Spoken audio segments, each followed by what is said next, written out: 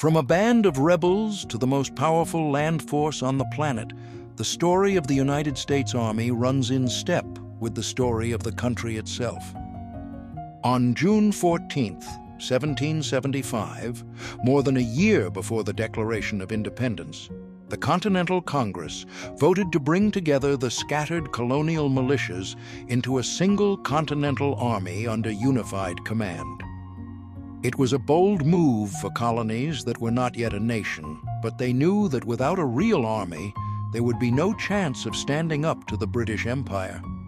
George Washington took command a few weeks later, turning volunteers and farmers into soldiers who would fight at places like Boston, Trenton, and Yorktown. Out of that desperate gamble came the first tradition of American arms. Ordinary people stepping forward when their new country needed them. When the Revolution ended, many wanted to send the army home and trust local militias again, fearing permanent armies as a path to tyranny. Yet the new United States quickly learned that it could not survive without a professional force to defend its borders, secure its frontier, and uphold federal law. Through the early republic, soldiers patrolled a vast and unfinished landscape, fought in the War of 1812, and helped hold the Union together long before that word became a battlefield slogan. The army was small by European standards, but powerful enough to make clear that this young republic intended to stay.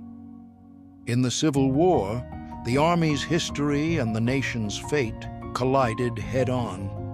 Federal volunteers and career officers fought not just over territory, but over the meaning of the Union and the future of freedom on American soil. When the guns finally fell silent, the United States Army had helped preserve the nation and opened the door to the abolition of slavery, at a terrible cost in lives and towns torn apart. The war also transformed the Army itself, forcing it to grow, to organize, and to adapt to railroads, telegraphs, and industrial-age weapons. It emerged from that crucible as a modern national institution, not just a frontier constabulary. The 20th century pushed the Army far beyond the continent that had birthed it. In World War I, American soldiers crossed the Atlantic to fight in Europe's trenches, tipping the balance in a conflict that had already consumed millions. A generation later, they returned in even greater numbers, storming beaches, crossing rivers, and liberating cities from tyranny in World War II. From North Africa and Italy to Normandy and the Pacific, the Army became the spearhead of a global struggle against fascism. In those years, the United States stopped being a distant republic and became a world power, and the Army was at the center of that transformation. After 1945, the Army did not stand down into quiet peace. It fought on frozen hills in Korea, in jungles and rice paddies in Vietnam, and later across deserts in the Gulf War, Iraq, and Afghanistan. Each conflict was different, but the constant thread was soldiers navigating the tension between the horrors of war and the ideals they were sworn to defend. The Army also expanded its missions beyond combat, peacekeeping, training partners, disaster relief, and humanitarian operations around the globe.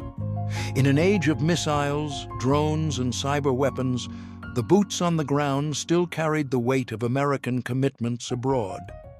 Behind the campaigns and battles are the quieter changes that reshaped the Army and, through it, the nation.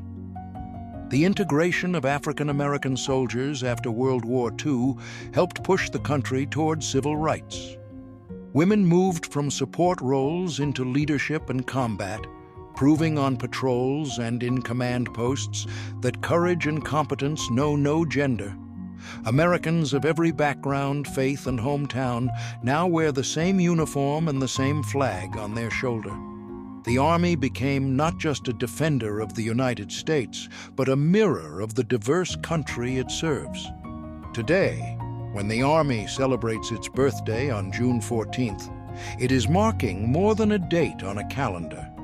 It is a reminder that before there was a fully formed United States, there were citizens willing to stand in line of battle for a bold and revolutionary promise. From the first encampments around Boston to deployments half a world away, generations of soldiers have carried that promise forward, often at a cost measured in empty seats at family tables. The technologies, uniforms, and missions change, but the core promise does not. An army raised from the people, answering to the people, sworn to defend a nation that is still, in many ways, a work in progress. Follow Fabulae for more short stories from history. Special salute to all soldiers and veterans from the Fabulae family.